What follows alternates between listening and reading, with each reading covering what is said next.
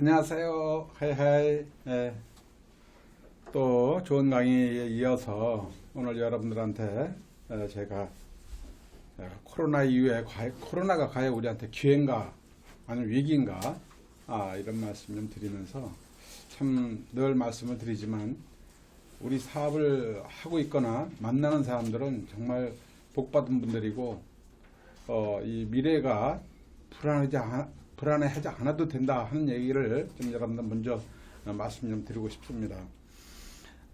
우리가 이제 이 역사를 통해서 우리가 미래를 예측하고 준비를 해야 되잖아요.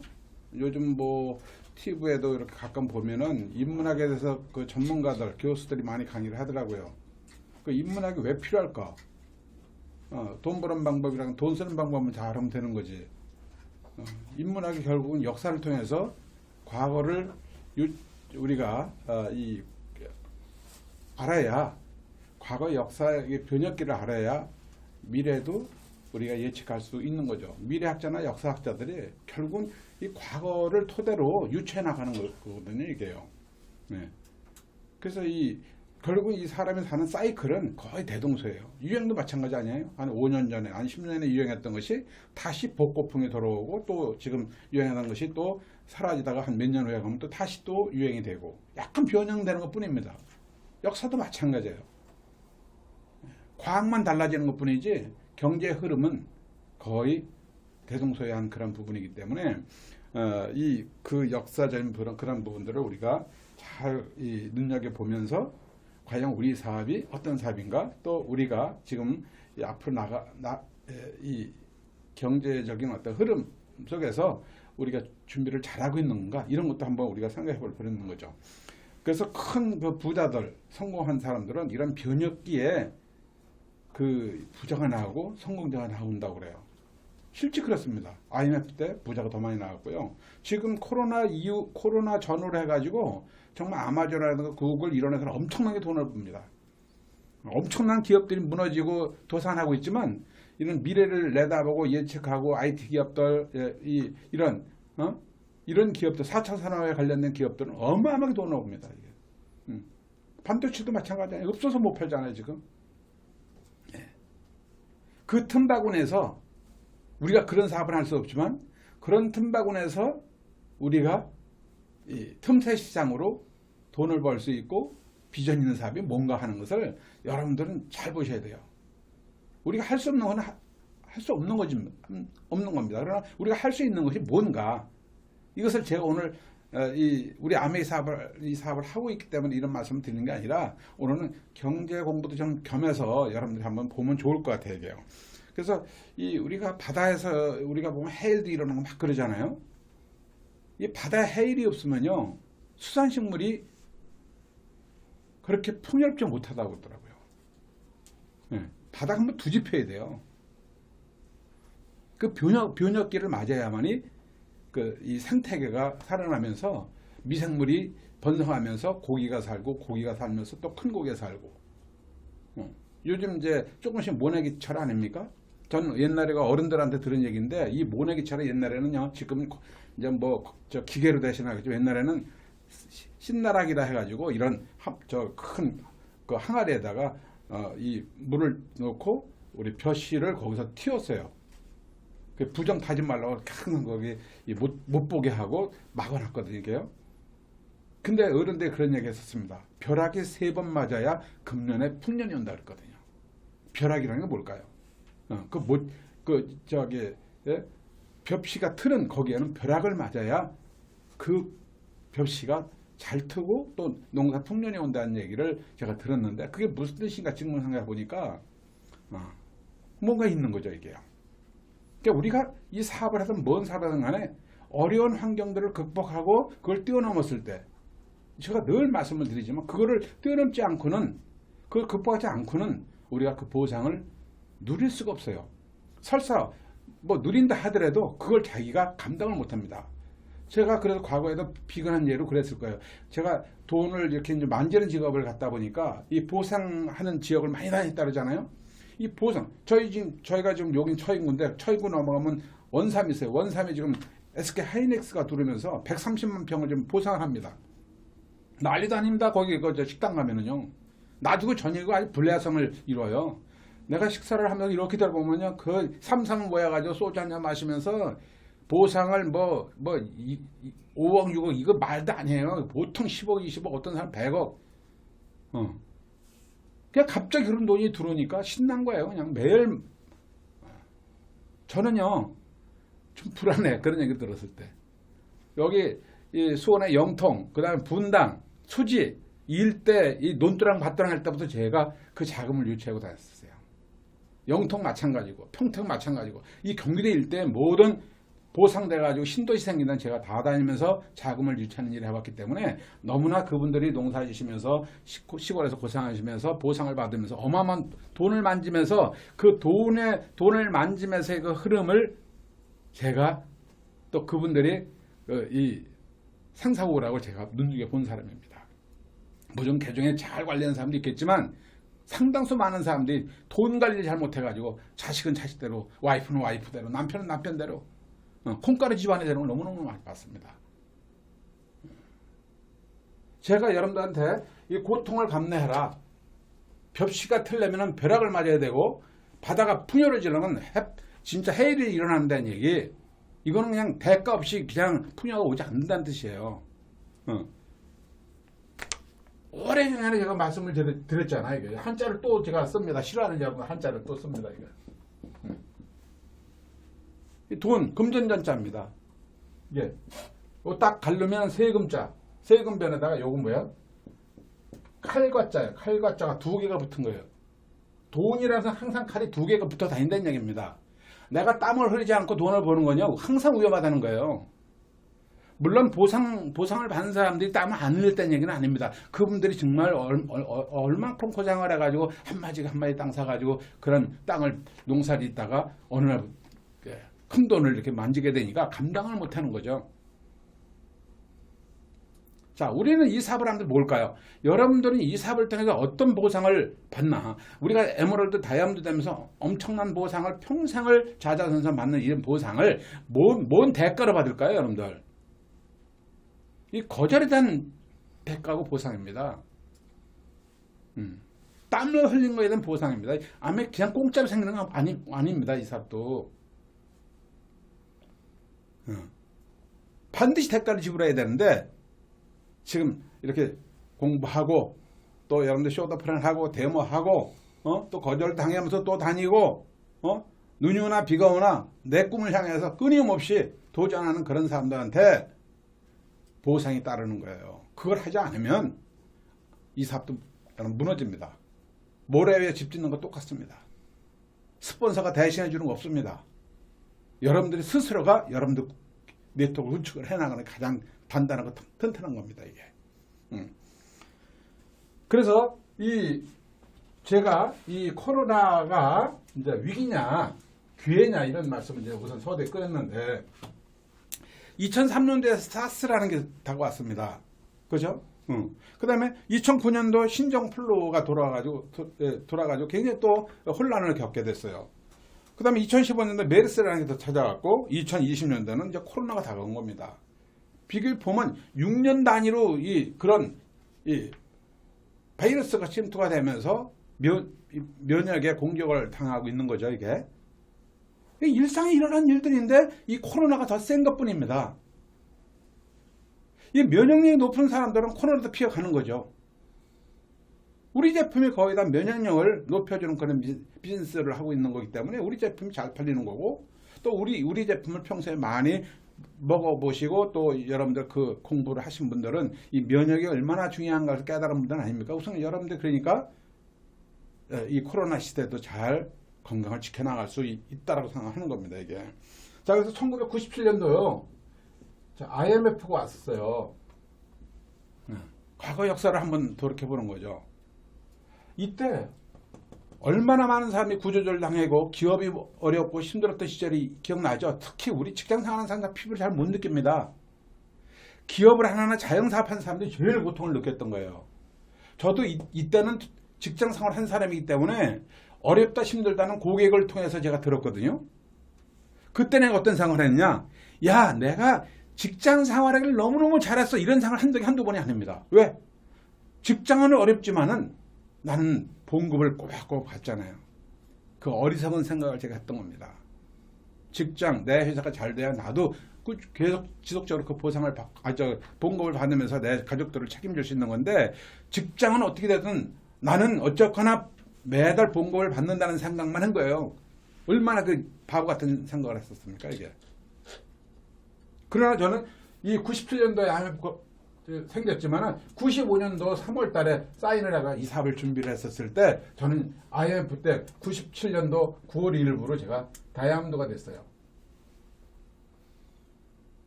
그러고 나서 딱 3개월 후에 IMF 맞은 겁니다. 11월 달에 IMF 맞게 된 겁니다. 이 사업 정신없이 하느라고 IMF가 어떻게 돌아가는지도 저는 생각도 안 나는데, 지금 그 당시에 얘기 들어보니까 주변에 너무 많은 사람들이 힘들고 자살하는 사람도 생기고 기업하는 사람들이 자살하는 사람도 생기게 되고 도산되면서 풍지박산되면서 그동안 일궈낸 모든 자산을 날린 사람 한두 명이 아니더라고요. 근데 이 IMF 때요, 돈을 엄청나게 번 사람들 많습니다. 이 준비가 된 사람들은 돈을 버는 겁니다. 이게 오늘 그 강의를 하러 제가 나온 게 아니기 때문에 구체적으로 경제에 관련된 부분 말씀을 못 드리는데, 이거 왜 지난 얘기를 제가 할까요? 2008년도 뭘까요? 리먼 브로더스 사건 해가지고 부동산 버블이 생긴 거예요. 미국에서 생긴 건데 왜 우리가 감기에 걸려 누워 있어야 되나, 이게. 왜 미국에서 이 부동산 버블이 일어나가지고 금융기관이 파산됐는데 왜 대한민국이 힘들어하고 왜 전 세계가 이렇게 기침하고 감기 걸려 누워있냐 이 말이에요. 예. 이때요, 미국에서는 담보가치 없는 것도 담보로 인정해가지고 그냥 무제한으로 대출을 막 해준 거야, 그냥. 그래가지고 그냥 금리도 싸고 막 대출해줘. 그래. 그거 가지고 집을 막 서로 막 사다 보니까 수요가 공급보다 많으니까 올라 안 올라요? 오르기 시작한 겁니다. 부동산 가격이 엄청나게 뛰고 막 뛰어버리니까 너도 나도 돈 벌 거라 가지고 불나방치 뛰어드는 거죠. 그러면서 금리를 인상시키지 않을 수가 없잖아요. 돈이 너무 많이 풀리니까. 금리를 인상시키니까 원리금을 갚는데 한계가 있다 보니까 이제 도산되기 시작한 거예요. 원리금을 못 갚으니까 어때요? 아파트가 담보를 했던 게 다 이제 금융기관에서 이제 걷어들여야 될 거 아닙니까? 근데 금융기관에서 아파트 가치를 제대로 평가를 받아야 되는데, 내가 금융기관 대출하는 그 가치보다도 더 높게 대출해줬기 때문에 금융기관이 부실이 생기기 시작하면서 금융기관이 무너지고 문을 닫고 파산하고, 그것이 리먼 브로더스 사건의 대표 전선입니다. 자, 그 다음에 지금 2020년도 제가 아마 작년에도 이 말씀을 드렸을 거예요. 이게 2020년도 이제 우리가 시작됐다 이렇게 보시면 돼요. 거의 보면 10년 주기설이야, 이게. 10년 주기설인데 지금 한 1, 2년 정도 되는데, 물론 이것이 정확히 맞을 수도 안 맞을 수 있는데, 이 경제 전문가들이 내다보는 관점은 역사상, 역사의 흐름상 또 이런 일이 올 수밖에 없는 모든 상황이 그렇게 됩니다. 저도 경영을 내가 공부한 사람이기 때문에 그 내용에 대해서 충분히 제가 공감을 하고, 이런 내용들은 우리 리더들한테 조금은 좀 얘기를 해줘야 되겠다, 이게. 조금은 좀 얘기를 해줘야겠다 싶어서 여러분들한테 역사를 얘기하면서 지금 우리가 무엇을 대비해야 되는가를 말씀을 좀 드리는고자 하는 겁니다. 자, 그래서 코로나 사태가 이제 벌어졌잖아요, 2020년도에. 코로나 사태는요, 우리가 조금 땡겨진 것 뿐이에요. 이거 코로나 안 와도 경제 위기는 오게끔 돼 있어요. 근데 이 코로나가 그냥 기름을 부은 격이 돼버린 거죠. 이 코로나 생기면서 여행을 못하고 기업이 파산되고 자영업자들이 어렵고 힘들고, 그러니까 어떻게 될까요? 국가에서 먹여 살려야 될 거 아니에요. 어쨌거나 굶게 할 수는 없잖아요. 이걸 그대로 내면 어떻게 돼? 폭동이 생기는 거야. 내가 죽겠는데 목이 타는데 물을 먹어야 되는데, 밥을 먹어야 되는데 쌀이 없어. 그럼 어떻게 돼? 도둑질하는 거예요. 미국에서 가끔 보면 그냥 폭동이 일어나잖아요. 흑인 폭동이 일어나면서 그냥 이 가게 막 침투해가지고 사람도 해를 입히면서 물건 막 훔쳐가고 그러잖아요. 미국이란 나라가 그냥 방치를 하는 거야, 이게. 잘 사는 사람은 무한대로 잘 사고, 없는 사람은 없거나 말거나 신경 안 쓰는 거죠. 워낙 큰 나라기 때문에. 근데 우리나라는 그것을, 우리는 정부에서 좀, 보호를 하는 것 뿐이에요. 그래서 재난지원금이라는 돈을 지급하고 있잖아요. 얼마 전에 받으셨잖아. 경기도에서도 뭐 10만원씩은 10만원 줘가지고 여러분 뭘 했을까요? 밥 한 끼 사먹으면 끝나는 거 아닙니까? 근데 10만원씩 주는 돈이요. 그게 몇천억 정도 돼. 정부에서 주는 여러분들이 만일에 100만원씩 주는데, 지난번에 한번 받은 적 있죠? 작년인가? 그렇게 한번 지불하면 거의 몇십 조를 찍어내야 됩니다, 이거. 이걸 어느 수로 계속 이렇게 찍어줄까요, 이게? 그런데, 그래도 당장 살기 위해서는 찍어서 줘야 돼요. 이것이 어떤 영향을 미칠 건가? 이게 언제 터질 건가? 이게. 자, 지금부터 잘 귀담아 들으시기 바랍니다. 제가 오늘 여러분들한테 이런 얘기를 드리기 전에 이걸 조금 여러분들 설명을 드리는 거야. 이게 지금 이제 이 4월이죠? 11월 정도, 12월 정도 되면은 이 코로나 팬데믹이 어느 정도 수그러집니다. 왜냐하면 백신이 개발되고 보급이 되거든요. 백신이 보급이 되게 되면 어느 정도 이게 잠잠해집니다. 그러면 일어나는 현상들이 뭘까? 압축 소비가 생기기 시작하기 시작해요. 그동안 우리가 가보지 못한 여행을 하고 싶을까 안 하고 싶을까? 그동안에 우리가 식당에서 4명 5명밖에 못 모였던 그 식당을 외식 같은 경우는 우리가 그다음에 모임 뭐 단체 모임 한 번도 못해 2년 동안 못한 걸 그냥 여러분 여기저기 해가지고 한번 얼굴 보자 하면 다 그냥 모일 거 아니겠습니까? 그 식당이 그냥 아주 난리버거지 필고 백화점 난리버거지 필 겁니다. 공항이요? 북새통을 이룹니다. 이렇게 되는지 안 되는지는 이 코로나 백신이 어느 정도 보급이 되면서 이게 풀리면 이런 현상이 반드시 일어날 수밖에 없는 그런 사회 구조가 됩니다. 이게. 그러면서 금년 이 하반기부터는 소비자 물가가 서서히 오르기 시작합니다. 소비자 물가가 뛰기 시작한다는 얘기죠. 그 소식은 금년 말부터 여러분들이 소식을 접하게 되래요. 이게 소비자 물가가 뛴다는 얘기는 내 생활에 어떤 영향을 미칠까요? 내가 10,000원을 가지고 있는데 파 한 단에 2,000원이었어요. 그럼 10,000원으로 파 2,000원, 10,000원으로 2,000원을 하면 몇 단을 살 수, 5단을 살 수 있잖아요. 그죠? 5단을 사는데 소비자 물가가 올라가게 되면은요, 이 파가 2,000원이었던 게 5,000원이 뛴다. 그럼 어때? 2단밖에 못 사는 거예요. 그냥 내 자산이 그냥 2분의 1로 그냥 2분의 1을 반토막 나는 거거든요. 이걸 피부로 못 느낀다는 거지.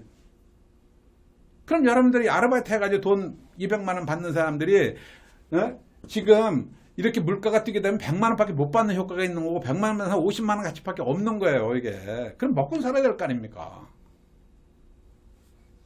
이거 보통 심각한 문제가 벌어지는 게 아닙니다. 자, 이쯤에서 제가 항상 서두에 우리 A벼들은 축복받은 사람이다. 신이 내린 축복을 받은 사람들이라 이렇게 얘기했죠. 그게 무슨 뜻인지 이제 조금씩 실감이 됩니까? 한번 맞아봐야 아픈지 아시나? 이것은 뭐냐면 어쩔 수밖에 올 수 없는 건데요. 미리 사전에 알고 준비한 사람들은 피해갈 수 있고 우리가 대비할 수 있는 거예요. 그래서 여러분들한테 말씀드리는 겁니다. 얼마나 저는 아메 사학과이면서 경영을 전공한 사람이라 그랬잖아요. 아메 사학과면서 경영을 전공한 사람 아무도 없어요. 아메 사업하면 잘하는 방법은 얘기할 수 있어도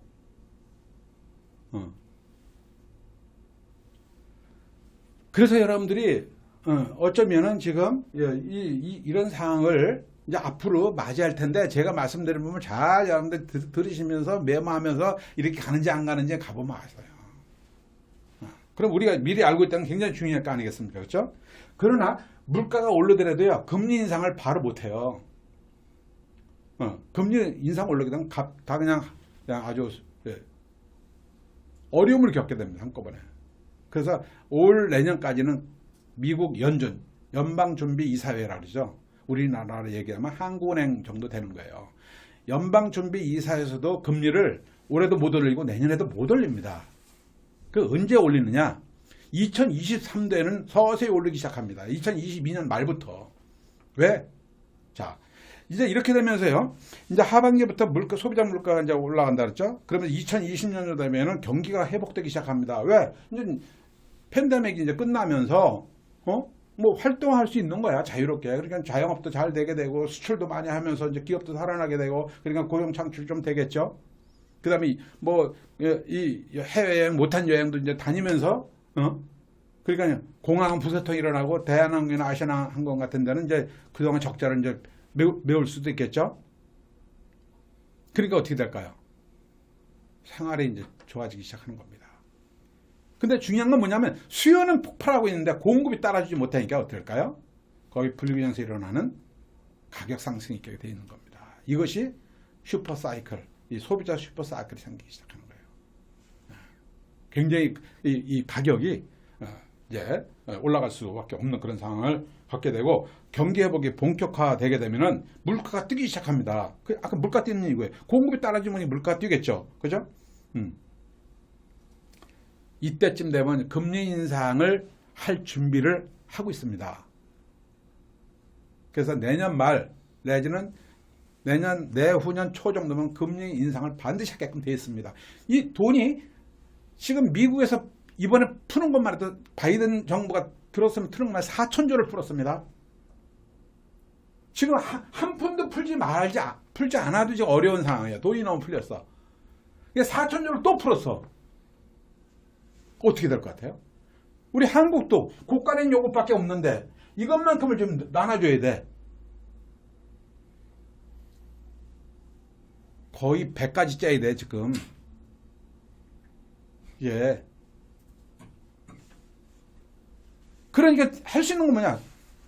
중앙은행에 돈을 찍어서 논해줄 수밖에 없는 건데 우린 좋다고 생각하는데 여러분들 좋다고 생각하면 안 된다는 거예요. 이 좋다고 생각하면서도 내가 스스로 준비를 철저히 하지 않으면 이제 내가 스스로가 어려움에 직접 직면하게 되고 정부에서도 이걸 어떻게 할 수가 없어요. 예. 그래서 물가는 선정무지를 떼게 되고 돈 가치는 추락을 하게 돼 있죠. 초인플레이션이 이제 발생하게 됩니다. 이게 초인플레이션을 발생되니까 이제 금리를 그동안 돈을 어느 정도 이제 먹고 살 정도 상황이 좋아진다고 하니까 이제 금리를 올리게 되면은 금리가 올려면 시중에 돈이 어디에요? 은행에 들어가게끔 돼 있죠. 제로금리이기 때문에 이제간 시중에 돈이 있는 은행에 돈이 있는 것이 밖으로 나가서 흘렀는데 왜 은행에 넣어봐야 이자가 안 붙으니까. 근데 이자가 금리를 올려버리니까 이제 시중에 다 놔두는 돈이 괜히 불안하게 투자할 게 아니라 다시 빚이나 갚자 해가지고 은행에 돈이 들어오게 되는 겁니다. 이게 전문용어로 공개시장 조작이라는 거예요. 이게요.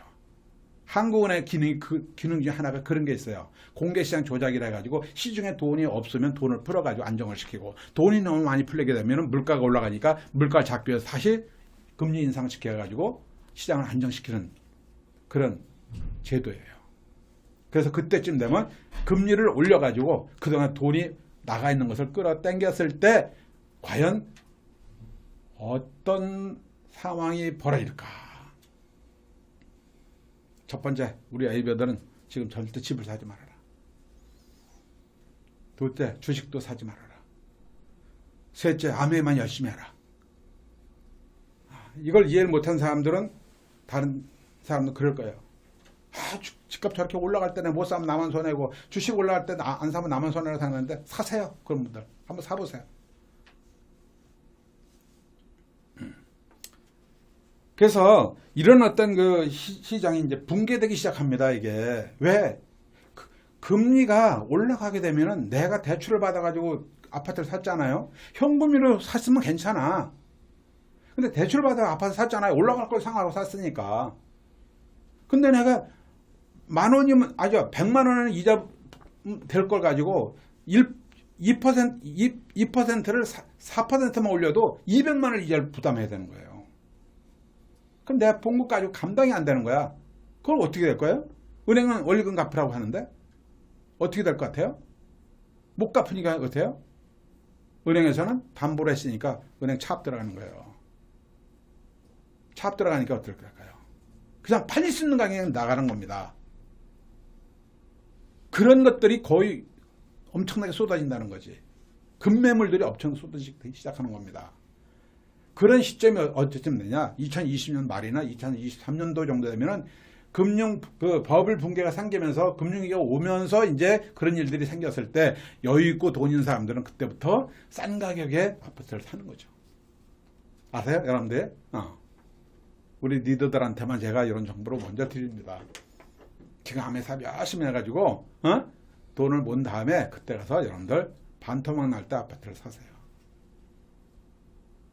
지금 비드더까지 하지 마시고. 그래서 그때쯤 되면 주택담보대출도 금지됩니다. 안 해줍니다. 이게 왜? 나가 있는 돈도 끌어들일 바인데 어떻게 뭐 주택담보대출을 해줘요? 이게 그래서 급매물이 생기기 시작하면서 50% 이상 떨어지거나 아니면 상당히 많은 이 상황을 겪고 있는데 거의 대다수가 아마 이런 상황에 봉착하게 됩니다. 절대 여유가 있는 사람은 지금 아파트 안 삽니다. 돈을 위기 속에 기회가 온다는 건 뭐냐면 아는 사람들은 이때 탁 웅크리고 있다가 이렇게 딱 이런 상황이 왔을 때 하나하나 매집하고 사들이는 거예요. 그래서 기다리는 겁니다. 그럼 다시 이제 아파트 가격이 또 폭락되고 매물이 막 나오기 시작하면 어때요? 너도 나도 이제 막 그냥 급매물이 나오기 시작하면 정부에서 어떤 조치를 취할까요? 부동산 시장 안정화 조치가 이제 나오기 시작합니다. 작은 것부터 순서대로 나옵니다. 나중에는 종합 세트가 나와요. 그렇게 되면 여러분들이 산 아파트가 2배, 3배로 뛸 수 있는 거죠. 그때 팔든지 아니면 그때 싼 가격에 내가 보유했으니까 그 집에서 살면은 여러분들이 투자를 굉장히 잘한 꼴이 되고 그 다음에 아파트 하나 얻었으니까 하면서 열심히 하면서 또 뭐 이자도 갚아도 되고 이런 거죠. 자, 그래서 이런 어떤 그 자산 가치는 이제 엄청나게 떨어지게 되면 이제 그 기업도 구조조정하게 되고 실업률은 계속 올라가게 될 수밖에 없는 그런 상황이 아마 조만간에 오게 되는데 이게 이제 2023년도 돼가지고 버블이 이제 꺼지면서 이제 자산 가치가 이제 하락되면서 금융기관도 어쩌면 문을 닫을 수 있는 그런 상황이 이제 올 수도 있다. 이것이 지금 경고입니다. 그러니까 우리가 지금 당장은 빚을 들어가지고 뭘 하는 거 아니다. 지금은 아메리카만 열심히 하면 된다. 그럼 내가 빚을 졌다 하더라도 내가 지금 집을 사가지고 빚을 졌다 하더라도 이 사업을 열심히 해가지고 한 달에 200만원 300만원 앞으로 3년에 들을 거 아니겠습니까? 그렇죠? 열심히 하면 300만원 200만원 들으면 그 돈 가지고 이자 좀 100만원 지불해도 문제 없잖아요. 그때만 피해가면 되는 건데 1, 2년만 피하면 되는 건데 그걸 견디지 못하니까 부도나는 거죠. 아니면 지금 지금 안 사고 있다. 그때 가서 싼 가격에 사면은 상승 여력돼 있고 또 이자 부담도 없고요. 이런 흐름을 여러분들 잘 타야만이 위기를 기회를 맞을 수 있다는 얘기를 여러분들 말씀드리는 겁니다. 그래서 이렇게 간단하게 지금 뭐 긴 얘기 이것만 할 수 있는 게 아니기 때문에 앞으로 부동산 버블이라든가 금융 위기는 이렇게 찾아올 수밖에 없는 상황이 시나리오예요. 제가 보기에는요, 한국에도 지금 수백조, 중국 수백조, 유럽 1000조 이상, 전 세계가 지금 엄청나게 돈을 찍어냈는데, 이제 돈이 아니라 이제 완전히 그 종이 조각이 될 수도 있는 상황이 되는 거예요. 이제 달러가 기축통화로서 기능을 상실할 수도 있다는 거죠. 그래서 돈을 이렇게 많이 찍어내면 어떻게 될까? 돈값이 그만큼 떨어지고 있다는 거 아시잖아요. 그 정도는 이게. 근데 우리가 매달 우리가 이 사업을 해가지고 매달 인세 수입이 들어온다는 게 어떤 개념일까 이게?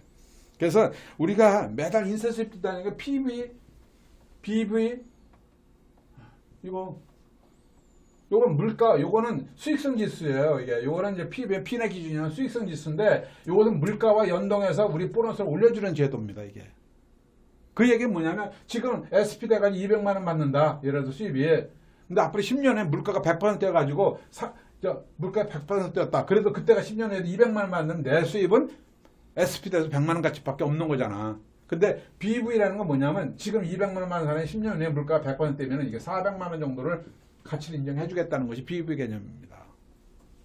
사실 한번 열심히 하면 뭐 어떤 세상에 오다 아무 걱정은 없는 건데 그래도 우리 리더들이니까 이런 상식은 알고 계셔야죠. 왜? 여러분 주변 사람들한테 이런 상을 얘기를 해주면서 그분들한테 이런 위기를 기회를 맞이할 수 있는 설명을 해줘야 되니까. 그래야 이 사업도 하게 되고 우리 제품도 쓸 수 있으니까.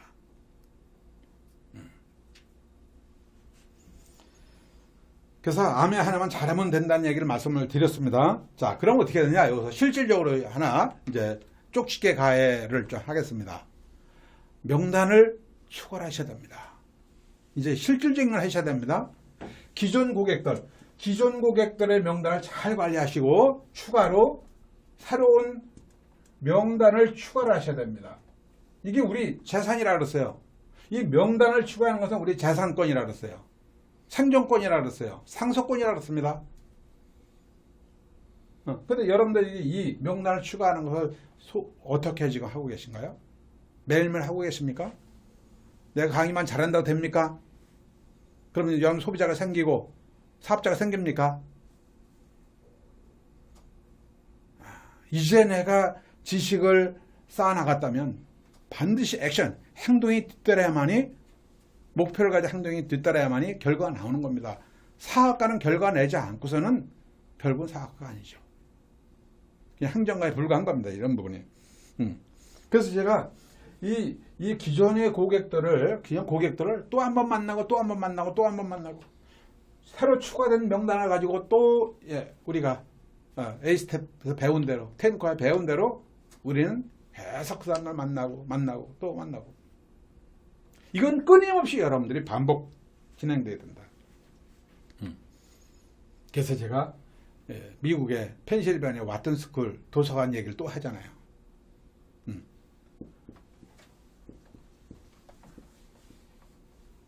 말이 많은 사람은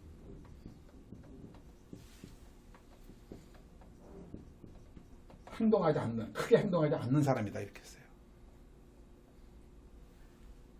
행동하는 사람은 반대로 얘기하면 말이 없이 결과를 낸다 이런 뜻입니다. 이게 왜 330년 된 역사를 가진 왓튼스쿨 경영대학원의 도서관에 이런 문구가 있는가? 이건 시사하는 바가 큽니다. 이 명언 하나가 그 학생들, 그 학교 드나드는 도서관 드나드는 많은 사람들한테 심금을 울리면서 각인을 시킨 거예요. 세계적인 성공자들이 이 글귀 하나 보고 꿈을 실현한 사람이 너무 많은 겁니다. 저도 우리 교수님이 여기를 직접 가서 이거를 직접 만져보겠어요. 왜 그랬을까? 시각화 시킨 겁니다. 여러분들도 언젠가는 자녀들 데리고 미국 투어를 할 때 메이저 리그 대학 다니면은 여기 한번 가가지고 요 문구는 영원히 남을 거예요. 여기요. 가서 직접 한번 보시고 380년 역사를 가진 하버드 대학에 가서 여러분들 거기서 공부하는 학생들이 어떤 모습으로 공부하고 있고 그 사람들이 어떻게 행동하고 어떤 모습을 보이는가 한번 보세요. 그래야 꿈이 생기는 거 아닙니까? 다릅니다. 흔히적 거리고 다니는 사람 다 한 명도 볼 수가 없습니다. 남녀가 팔짱 끼고 다니는 다 한 명도 볼 수가 없습니다. 제가 7개 대학을 다 다니면서 본 거예요. 근데 그 학생들이요, 표정을 보니 진지하고 아주 겸손하고 뭘 질문하면 진짜 친절하게 이렇게 알려주고요. 발걸음도 굉장히 빠르고요. 흔히적거리는 사람들이 없어요. 내가 이 학생회관한테 이렇게 보고 보면요, 원래 신라 호텔 로비 수준입니다. 그 학교 학생회관 같은 데가, 학생들 도서관 같은 데 가면요, 그렇게 락세돼요. 야, 이런 곳에서 내 아들, 딸들을 공부시키고 싶고, 내 손자, 손녀들을 내가 공부시키는 생각 안 들겠습니까? 그럼 거기서 공부를 한다면 누굴 만날까요? 세계를 이끄는 리더들하고 어깨를 나란히 하는 거 아닙니까? 그런 사람이 친구가 되고 이웃이 되는 거 아니에요? 우리가 꿈을 키우기 위해서 봐야 돼요. 이게. 그래서 정말 제가 그 대학을 갔다 온 걸 뭐 여러분들은 자랑 삼아 얘기하는 게 아니고요. 갔다 와 봐야 여러분들이 생각이 달라져요. 그래서 우선 제가 한번 은장하는 그런 실천할 거예요. 어느 정도 이제 여러분 목표를 이제 달성하신 분들, 우리 리더들부터 한번 이 미국 투어를 한번 계획을 한번 할 계획도 제가 가지고 있어요. 그래서 우리 먼저 가서 보고 와야 되겠다. 그죠? 직접 한번 보고 그 다음에 여러분들 자녀들하고 나중에 또 한번 가보면 더 좋겠지. 그러나 그룹을 키운 다음에 그걸 해야 되기 때문에. 예. 자, 정말 우리는 그런 꿈을 꿀 수 있다는 것이 너무나 행복하지 않습니까? 예. 여기서 뭘 해야 된다고요? 명단을 계속 추가하라. 기존 명단을 정말 내 신처럼 모시면서 고객들을 생각을 해야 된다. 한 번 만난 고객은 평생 생명의 은인처럼 생각하면서 만나라. 아주 이런 마음을 여러분들 사귀고 모든 사람들과 함께 한다면요, 여러분들 주변에 사람이 모이지 않을 수가 없습니다. 아마 제가 강의할 때마다 이런 얘기를 한 번씩은 꼭 강조할 거예요. 지금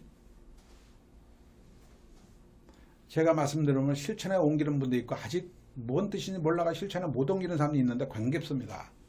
시간에 계속 강조하면서 또 듣고 또 듣고 하면 어느 날인가 그 깊은 의미를 알게 되면 여러분들 그때 여러분들 습관을 갖게 되는 거죠. 그것도 성공의 한 방법이니까. 그래서 제가 반복할 수 있는 겁니다. 예. 그래서 사업가는 행동으로, 결과로, 실적으로 PV를 보여줘야 돼요. 다른 말에 필요 없습니다. 그래야 우리가 뭐든지 할 수 있는 겁니다. 아셨죠? 이건 각자 여러분들이 하셔야 되는 부분입니다. 이건. 그 다음에 두 번째는 평범한 사람과 평범한 사람, 부자, 성공한 사람에게는 항상 찬스가 있어요. 찬스가 와요. 이게. 성공하려고 하는 사람, 부자가 되려고 하는 사람 찬스가 옵니다. 이 찬스가 뭐냐? 바로 우리 같은 이 코로나 같은 위기예요. 위기. 지금 한국화매가 이런 상황에서 성장하고 있습니다.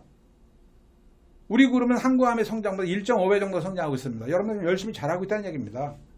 근데 왜 김학선 사장님은 우리 이렇게 잘하고 있는데 왜 더 잘하라고 이렇게 얘기를 하는가? 잠자고 있는 사람한테는, 잠자고 있는 말한테는 책찍을 하지 않아요. 뛰는 말한테 책찍을 합니다. 여러분들 사랑하는 마음, 여러분들 사업을 열심히 하니까 좀 더 우리가 정신 똑바로 더 차리고 더 빨리 뛰자 이거예요. 그래야 내 영역이 큰 거 아닙니까? 여러분들이 뛰면서, 내가 뛰면서 이게 다 내 땅 아닙니까?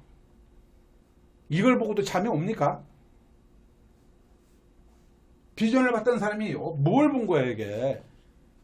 예? 내 뛰는 것만큼 이 영역이 내 땅인데 나 혼자 뛰는 거예요. 같이 여럿이 뛰는 사람이 있으면 이거보다 몇 배 더 크는 거잖아요. 이게 배수 원리잖아요. 무슨 지금 잠이 옵니까 지금?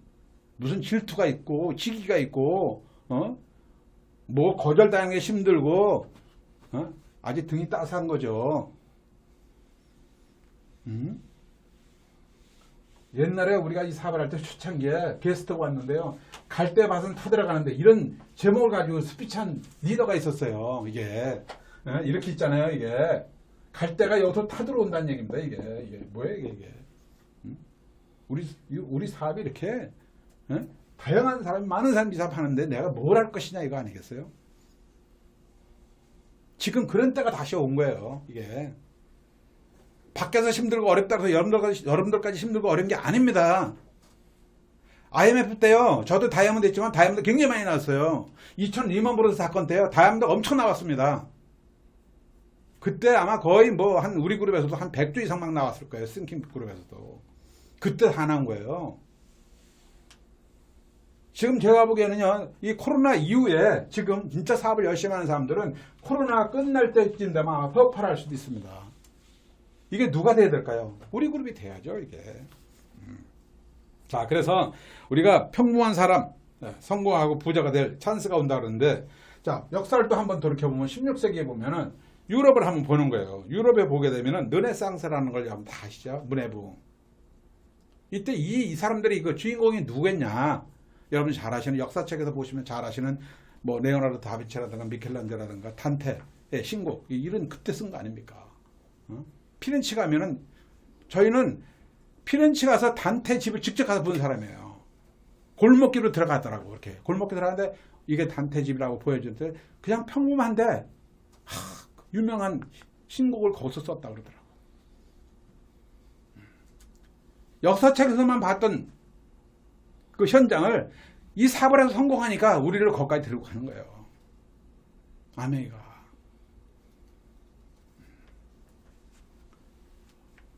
정말 내가 뭘 했다고 정말 역사 현장까지 가고 그리스 파르테논 신전을 정말 앞에서 사진을 찍고 가서 만져보기도 하고 그리스의 에게해를 우리가 진짜 100억짜리 요트를 타고 거기서 그냥 만천을 벌리면서 에게해를 투어하는 그런 여러분 그게 누구 얘기 아니라 우리가 그런 대우를 받았다니까.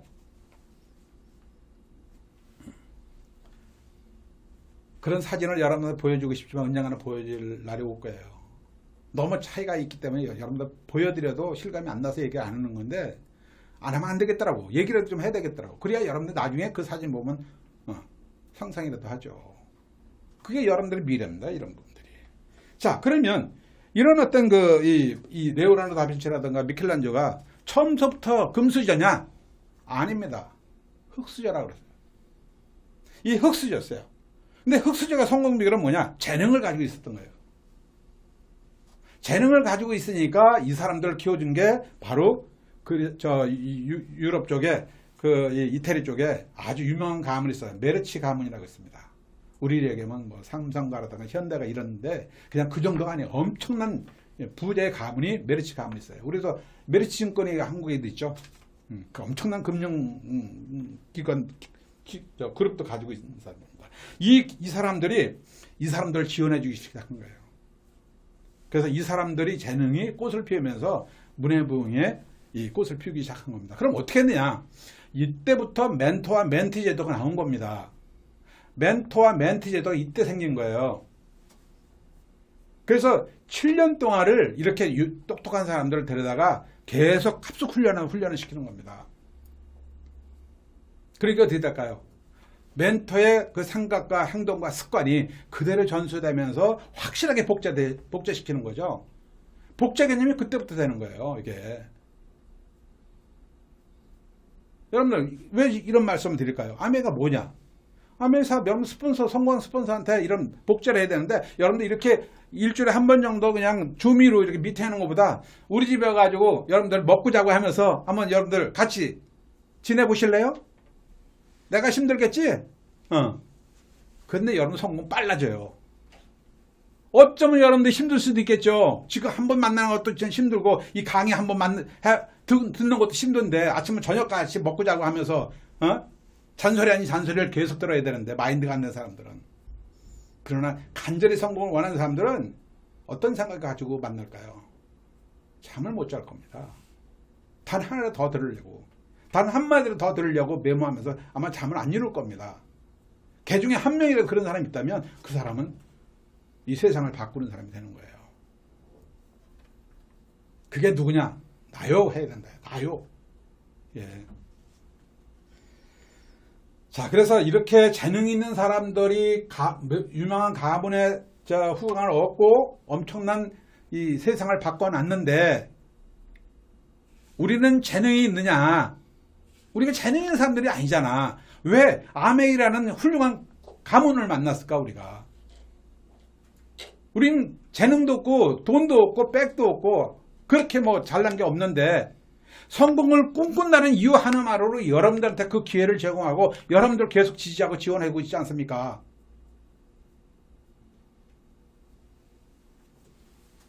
이런 회사를 다단계 피라미드 회사라고요?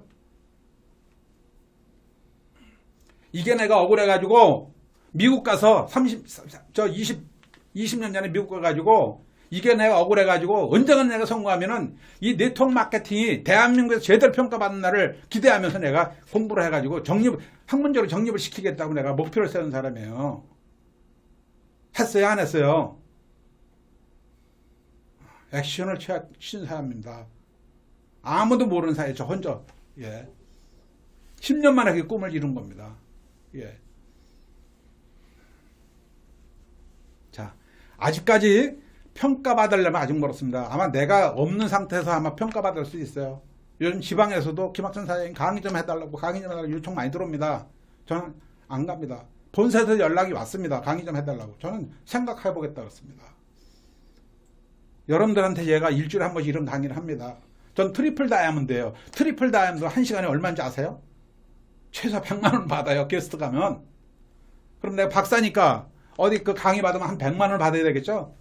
그럼 얼마짜리야 이게? 200만 원짜리를 여러분들한테 지금 내가 하는 거야 지금. 정신 똑바로 차리고 들으셔야지.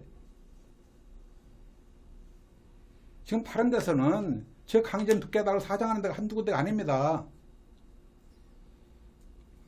자, 어쩌거나 여러분들이 지금 우리 사업을 하면서 이런 혜택을 우리가 보고 있어요. 여러분 또 여기 훌륭한 우리 리더들이 오늘 얼마나 좋은 강의 해줍니까? 저는 오늘 강의 또 들으면서 감동을 하는 거예요. 예. 그러나 그분들이 내가 할 수 있는 것을 아직까지 못하니까 제가 할 일은 제가 하는 거죠. 우리 그룹이 잘 조화를 이루고 있다. 그렇기 때문에 여러분 사업하시는 분들은 이 그룹에서 진짜 내가 정신 똑바로 차리고 꿈과 목표를 가지고 있다면 또 행동하는 부분을 여러분들 스스로 책임을 질 수 있는 역할이 된다면 아마 여러분들은 성공하는 거에 대한 시간 문제예요. 이게 저는 그렇게 봅니다. 그 그림을 제가 지금 볼 수가 있습니다. 어떤 이들이 나올는지 모릅니다. 제가 봤을 때는요. 우리 그룹에 젊은 리더들이 저보다 훨씬 더 큰 리더들이 여기서 많이 나올 거라고 저는 생각됩니다. 그거 생각하면 제가 신이 나는 거예요. 뭐 하루 3끼 먹고 살게 이렇게 뜁니까? 예. 그래서 IBO는 아메이 든든한 후원자가 있고요. 또 스폰서, 멘토가 있잖아요. 그리고 우리 팀의 문화가 있지 않습니까? 이런 3가지 이상을 그대로 갖춘 그룹이 많지 않습니다. 한눈 팔지 말고 한 가지 집중하세요. 여러분들 제가 내 그룹에서 여러분들 성공 못한다면 제가 왜 여러분들을 이런 얘기 합니까? 책임도 못 지는 사람인데 어디 가서 성공하는데 여러분들 각자 꿈이 있는 사람들인데 여러분 성공할 수 있는 데 가서 사업을 열심히 하라고 제가 소개시키고 말죠.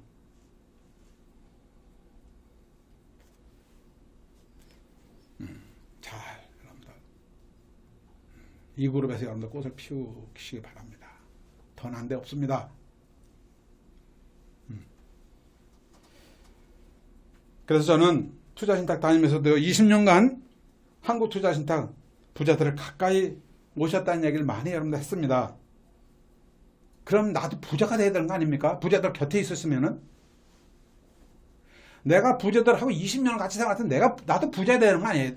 부자가 돼야 되는 거 아닙니까? 근데 왜 난 부자가 안 됐을까? 좋은 정보를 가지고 있는데도 불구하고 돈이 없으니까 내가 부자가 안 되는 거예요. 지금은 돈이 없어도 정보만 가지고도 돈을 벌 수 있는 세대가 왔지만 그 당시 그게 아니었습니다. 부자는 정말 이 어려운 때 더 큰 부자가 되죠. 이런 부분. 그래서 우리 사업이 정말 정신적 가치를 몸소 체험하고 경험하고 기다리는 시기가 필요해요. 이런 부분. 그래서 3번째는 오늘의 니치데버스와 덱스테이거 이분들은 창업 1세대 분들입니다. 창업 1세대 분은 자기네들 참 초기부터 모든 걸 자기들이 다 읽어가면서 한 거예요. 고통을 감내하면서 결과를 내신 분들입니다. 아메이 성공자들은요, 산모하고 똑같은 겁니다. 산부인과 의사하고 다른 겁니다. 산부인과 의사들이 애 낳아봤습니까? 그러나 이 아이의 애를 낳고 하는 건 누구도 잘 알잖아요. 지식은 많이 아는 겁니다. 근데 아이를 키워보지 않았기 때문에 그것까지 모르는 거죠. 그런 경험을 못 해본 거죠. 창업 1세대가 왜 중요하냐? 현수 본인들이 애를 낳아가지고 키워보고 감기도 걸려보기도 하고 아파보기도 하고 이런 인상의 희로애락을 다 느끼면서 수십 년의 꿈을 이루신 분들입니다. 그래서 여러분들이 존경받는 거예요. 이게 다른 사람 다릅니다. 그래서 이분들은 ABO들의 마음을 너무나 잘합니다. 그러나 다른 일반인들은 모릅니다. 모르기 때문에 여러분들이 거절도 당하고 모르기 때문에 오해도 받고 그런 거죠. 잘 생각해 보십시오. 여러분들이 오해를 받고 모르고 있는 사람들에게 그 박해를 받는 부분에 대해서 어떤 의미인가 이게. 우리 동네 구에 한번 김대건 신부 묘가 있습니다. 그분의 그 스토리를 보게 되면 정말 난 신자는 아닌데 눈물이 날 정도로 박해를 받으면서 목숨을 내걸고 전도를 하시면서 오늘날 천주교를 일으킨 분입니다. 우리 그 정도는 아니잖아요. 뭐 때문에 그렇게 할까요? 우리는 우선 우리가 우선 부자가 되고 내 주변에 만나는 사람들이 부자가 되게 하기 위해서 우리가 거절당하고 시련도 겪는 거 아닙니까? 이거 정도는 기꺼이 우리가 받아들여야 되는 거죠. 그 외에 아무 조건이 없는 건데 이게. 그래서 이분들이 세 가지 비결을 강조했습니다. 자, 첫 번째, 2, 3년을 보고 사업을 하라. 이게 뭐냐? 2, 3년에 성공한다는 뜻이 아니고 2, 3년 정도는 여러분들이 성공자의 습관 마인드를 갖춰야 된다. 내가 이 3년 정도를 내가 이 평범한 주부나 직장인이 성공자 마인드를 갖는 데는 이런 시스템을 통해서 내가 계속 공부하면서 기본적으로 그래도 성공할 수 있는 기본 마인드, 습관 정도는 갖추는데 2, 3년이 걸린다는 뜻입니다. 그냥 물건 딱 팔고 끝난다면 뭐 2, 3년이 못 필요해요. 2, 3분이면 끝나는 거죠. 장사하시려면 그렇게 하시면 됩니다. 장사는 그렇게 돈이 바로 들이지만 또 같은 노력을 또 해야 되잖아요. 우리는 훗날 같은 노력을 하지 않기 위해서 우리가 복제시키는 겁니다. 나 말고 많은 분들이 배수의 원리로 그룹을 키워나간다면 내 그룹은 엄청나게 늘어나겠죠. 이 배수의 원리를 여러분들 제대로 이해를 하셔야 우리 사업을 제대로 이해가 되는 겁니다. 이게. 그래서 보통 사람들은 현재만 쳐다보고 미래를 살아요. 자, 잘 보세요. 현재를 바라보면 미래를 삽니다. 그 얘기는 뭘까? 내가 현재 좋은 게 뭘까? 가보고 싶으면 뭘까? 지금 먹고 싶으면 뭘까? 어느 미팅에 가서 공부할까가 아니고 어디 가면 내가 즐거울까? 뭘 먹어야 행복할까? 미래가 윤택해질까요? 미래는 반드시 오게 돼 있는 거죠. 미래를 사는 거죠. 자, 성공자는 어떻게 될까요? 미래를 바라면서 현재를 삽니다. 여러분들은 미래를 바라면서 지금 현재 내가 어느 위치에서 누구와 함께 하는가? 이게 다른 겁니다. 이거의 차이점을 여러분들이 알고 계신 분들입니다. 저희 동네는 펜션도 많고 묵리 4호고 해가지고 치면 다 나오더라고. 유명해졌어. 차 댈 데가 없을 정도로 버글버글 합니다. 여러분들 왜 거기 가시지 여기 오셨어요? 제가 여러분들을 대단하게 평가하는 이유는 그곳에 있지 않고 이곳에 여러분들이 여기서 줌 미팅이라도 여러분들 스폰서에게 귀를 기우는 여러분들이 꿈이 있는 분들이기 때문에 다른 겁니다. 그래서 평가를 달리 받는 거고 미래에 대한 가치는 당연히 다른 거고요. 이거에 대한 자부심은 여러분들이 가져도 됩니다. 예. 그럼 저는 안 해도 되는데 왜 해야 될까요? 저한테 주어진 사명입니다. 2004년도 FC가 돼가지고 미국에 초청받아 갔어요. FC들 다. 리치드버스 사장님은 그 FC들이 몸이 연세가 되신데도 몸이 불편하신데도 FC들은 직접 주관하십니다. 거기서 연설을 하셨어요. 우리 FC들한테. 뭐라 하느냐. 제 앞에 한 2m 전방에서 연설을 하셨습니다. 여러분 성공하셨습니다. 여러분들 여기까지 오느라고 참 수고하셨습니다. 정말 여러분 축하드립니다. 앞으로 이렇게 누릴 자격이 있는 분들입니다. 그러나 여러분 주변에 많은 사람들이 여러분처럼 성공하기를 원하는 사람이 너무 많습니다. 그 사람들에서 여러분들이 정말 해야 할 역할을 충실히 해주기 바랍니다.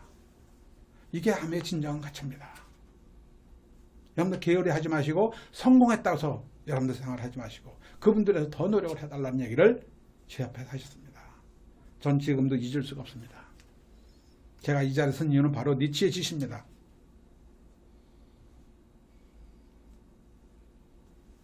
누가 해라 사는 사람이 아닙니다. 저는 그 정도 신념이 전 있는 사람입니다. 여러분들도 이런 멘탈 정도는 가지고 산다면요 절대 어려움을 겪어도 뛰어넘을 수가 있습니다. 그래서 이 니치데우 사장님이 이제 그랬어요. 그래서 앞으로 2, 3년 후를 내다보고 현재를 향해 충실히 살아가시는 분한테 좀 격려와 박수를 좀 보냅니다. 여러분들 스스로에서 한번 박수 한번 쳐주세요. 네. 자, 강의 듣기도 지루하니까 한번 여러분들 움직이시면서 활짝 웃으시고 한번 기분 좋게 여러분들 박수 한번 치세요. 네? 쳐도 됩니다, 여러분들. 네. 자, 두 번째. 남의 시선을 신경 쓰지 말라고 했습니다. 남의 시선에 신경 쓰지 말아라. 남들이 가지 않는 길은 험하고 힘들 수 있지만 그 영역은 모두 내 것이 된다. 자, 아주 유명한 명언일 수도 있습니다. 남들이 가지 않는 길은 내가 힘들 수 있지만 그 영역은 모두가 내 것이 된다. 그래서 아름다운 장미를 우리가 얻으려면 그 가시 정도는 마다해져 말라는 뜻이겠죠.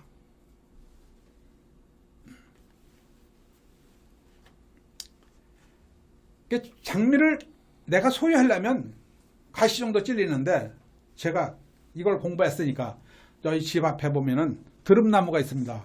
가시가 많이 뱉겠습니다. 우리 한 키보다 더 높아요. 그걸 따려면 손에 가시를 막 찔립니다. 나 어떤 생각을 했을까요? 그 순간. 이게 가시 찔리니까 다른 사람이 못 따먹는 거예요.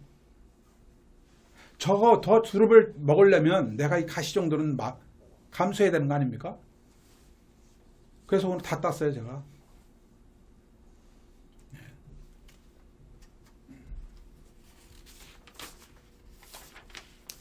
또 한번 이 명언을 다시 한번 제가 말씀드립니다. 감정은 시간이 지나면 사라지지만 횟수가 쌓이면 평생 나의 자산이 남는다. 이걸 여러분 써가지고 여러분 책상머리에 크게 써붙이고 매일 아침 저녁에 보십시오. 명언 중에 명언입니다. 예. 감정은 뭘까요? 거절입니다. 거절 외에는 없다 그랬어요. 우리 사회에서. 거절은 없다 그랬어요. 그런데 이 거절은 감정이죠. 내가 감정이 상한 거죠. 거절당하면. 이것은 시간이 되면 사라지지만 소드프렌하고 데모하고 꼴떡건떡하고 수많은 거절을 통해서 내가 하는 행동의 횟수는 이게 쌓이다 보면 나의 평생 자산을 남는다. 그건 뭘까요? 나의 네트워크를 남는다. 지금 26년을 이 사업을 하면서 과거에 그 수없이 거절당하고 내가 어려움을 힘들고 겪었을 때도 많았는데 불구하고 지금 아무것도 기억이 안 난다고 그랬습니다. 제가. 지금 누리는 것에서는 과거 다 잊혀지는 거죠. 그러니까 이 말이 명언이 맞다라고 저는 공감합니다. 그래서 여러분들한테 얘기해 드릴 수 있는 겁니다. 지금 한번 겪어보시라고. 한 살이라도 젊었을 때 한번 남들이 겪어보지 못한 걸 직접 한번 겪어보시고 가시도 한번 찔려보면서 한번 만져보기도 하고 그래야 그 꽃을 내가 소유할 자격이 있는 거 아닙니까? 그 가시를 찔리지 않고 아름다운 꽃을 내가 소유한다는 얘기는 아까 금전전자 생각해야 돼요. 그 다음에 어떤 어려움, 어떤 고통, 어떤 시련이 나한테 닥쳤는지 모른다는 것을 생각하셔야 돼요. 고난과 행복의 총량은 같다라고 제가 여러분들 말씀드렸습니다. 이제 나이 60대니까 이게 무슨 뜻인지 알겠어요. 저는 40대까지 정말 힘들었어요. 왜 나는 이렇게 열심히 노력하는데 불구하고 나는 부자가 안 되고 왜 이렇게 힘들었을까? 그래도 이 배운 게 있고 내가 이 성공자들한테 들은 얘기 있으니까 언젠가는 이 열심히 노력한 것은 있겠구나. 왜? 성공자들 그렇게 얘기했으니까. 40대부터 제 꽃을 피우기 시작했습니다. 지금 무엇보다도 지금 제일 이 순간이 행복합니다.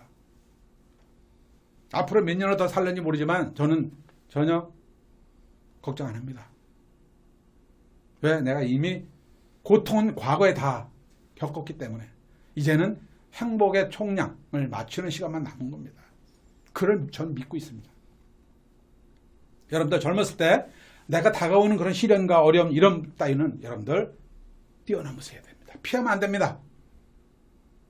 피하면 안 됩니다. 뛰어넘으십시오. 여러분 스폰서로서 진짜 이거는 그래야 여러분들 파트너한테도 그 얘기 해줄 수 있고 여러분들도 자랑스러운 스스로의 이 자화상을 만들어 나갈 수 있다고 저는 생각합니다. 자, 그래서 이 말씀드리고 세 번째는 계획된 목표 시스템대로 일관성 있게 추진하라. 세 번째 얘기하신 겁니다. 계획된 목표는 뭘까? 브론즈핀 네 그룹을 우리가 만들자 그랬죠. 5.15고 얘기했죠. 디토 5월 5월 8일 날인가 우리가 낼리니까 1일하고 2일 날 여러분들 5월 달에 쓸 제품을 사업가라면 여러분들 최소한 3% 정도는 다 하고 가셔야 됩니다. 이걸 한번 실천에 옮기는 분이 여러분 되시기 바라요. 그래서 이 디토와 저기 브론즈 파운데이션이 시작되면 그 다음에 빌더가 될 것이고 빌더 되면 여러분들 세넥을 또 추가해야 되겠죠. 그럼 여러분들 에메랄드 성취하고 파운드 다이아몬드까지 갈 수 있습니다. 이게 기본이 되는 거예요. 그 다음에 시스템들은 뭘까요? 고개로 해가지고 여러분들 습관을 계속 키워나가야 됩니다. 고개로 어떤 뭐 5가지 사항을 제가 설명 안 드려도 여러분 습관을 계속 키워나가야 되고 텐화, 이건 행동화입니다. 실제 행동으로 옮겨가지고 여러분들 그룹을 키우는데 참고를 하시고 A스텝 이것은 방법입니다. 성공의 8단계 방법이죠. 자, 그래서 이걸 일관성 있게 추진하라. 데모, 쇼도 플랜, 콜드 컨택 끊임없이 여러분들이 하셔라. 매일매일 반복하라.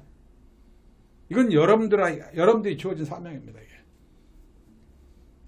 자, 첫 번째는 아멘을 만날 때 거절당하는 겁니다. 이게. 첫 번째 아멘을 만날 때 거절당하기 힘든 겁니다. 두 번째 거절은 뭔지 아세요? 이런 일들을 남들한테 하지 않는 일입니다. 이것도 거절입니다. 아세요? 단순히 여러분들 아멘 사업에 거절당하면 거절당하는 게 아니고요. 내가 이런 행동을 반복하지 않는 것도 거절에 포함된다고 보셔야 되는 거예요. 행동하지 않는 자는 행동할 수 없는 자하고 똑같다. 장애자가 똑같다는 얘기입니다. 장애인들한테 이제 비하하는 건 아닙니다. 이게. 비하 발언은 아니고요. 그분들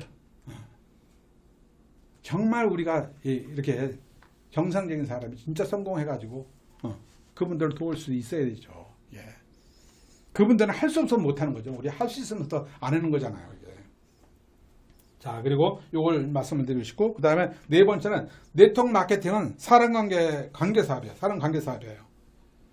사람 관계를 시작해서 관계를 끝나는 비즈니스입니다. 그래서 제가 많이 말씀드렸던 부분을 여러분들이 함축해서 이해하시기 바랍니다. 그래서 한결같이 이럴 때는요, 초심, 또 말씀드려요. 처음의 마음을 항상 함께 가고, 그 다음에 끝까지 여러분들 성공할 때까지. 성공하고 나서도 습관이 되면 계속 하겠죠. 삼심을 잊지 마셔야 됩니다.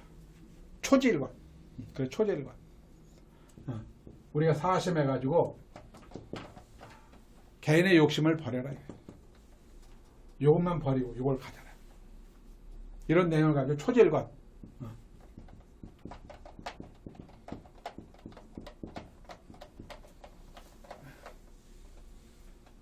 지 선비의 마음으로 고든 선비의 마음처럼 일관. 이게 어미무자죠. 어머니를 바라보는 마음으로. 어떤 생각일까요, 여러분? 어머니를 바라보는 마음이 뭘까? 정말 사심이 없는 거잖아요.